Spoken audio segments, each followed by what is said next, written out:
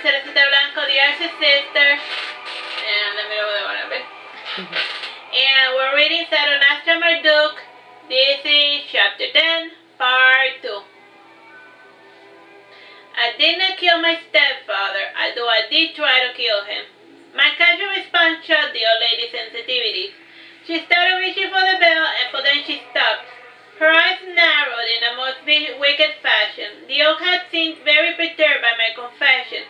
While tapping her long withered fingers on her desk, she said, "Whatever possessed you to kill the man who gave you a home, who gave you a roof over your head, who gave you his sword?" I answered her question with another question. Why did my mother kill her first husband? After hearing my question, the old woman's face grew pale. It then turned red, and then green, and then back to white again. She held her hand over her heart. She seemed as if she might be having a heart attack. When her spasm passed, she said in a low hiss, Did your mother tell you, or was it one of her disgusting pig servants?" "Not really. I sort of pieced the story together over the years. My first clues were my mother's nightmares.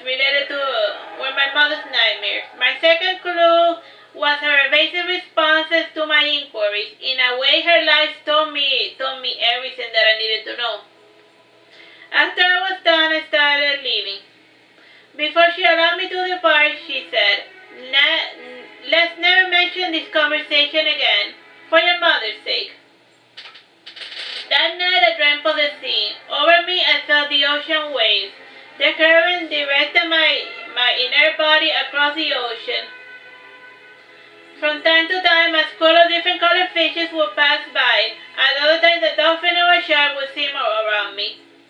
They would quickly lose interest in me. I got tired of being lazily dragged by the current. I turned around and swam deep until I reached the coral reef. As I swam beneath the corals and plants and squid, I heard a beautiful melody. I swam towards the source and met my darling sister, the Asura. From her belly button down, she had the body of a fish. From her neck, she had gills to breathe underwater.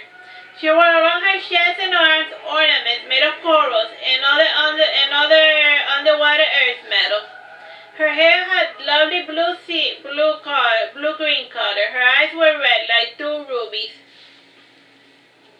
Her lips were handsomely big and blood red.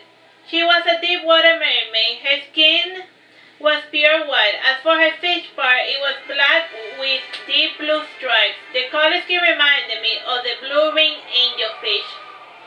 Appearance-wise, it had the form and texture of a dolphin's lower half. The thing that caught most my attention was her hand that had thin sheets of skin beneath each of the fingers, webbed hands. Mm-hmm. As for her ears, they had the appearance of a fish flappers. They had the same color as her lower half. She smiled and she said something I did not understand. Other than the melodies, it was impossible to discern words on the water. I made a sign to tell her that I did not understand her. Noticing this issue, we swam to the surface. When we reached the surface, I saw the sea's burning sun for the first time. I awoke right afterwards. In my last day, I spent it as Leo's slave. He would have me play annoying repetitive games, or he would have me fetch things he did not really want. By noon, he had me collect beetles, and then he served them to me on a plate. 5 beetles, and then you ate these beetles! Frankly, that was the last straw. I gave him an angry look that made him flinch. "Coward," he said, "are you going to hit me?" "I do not see the point," I said this angrily as I left the dining table.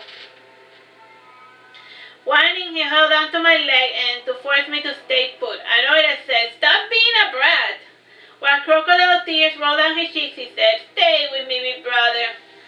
"Will you stop being a brat?"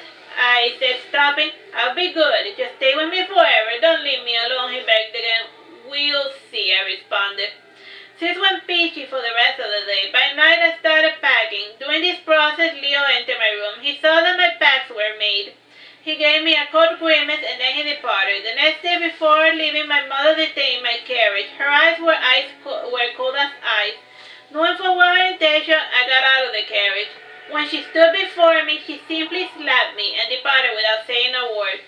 That slap left a gaping hole in my heart. As I departed, I had a sinking feeling that she hated me. Things were never the same between me and my mother. Many a times it felt as if I was talking with a stranger. I started to resent her a little. Alright, that's the end of the chapter.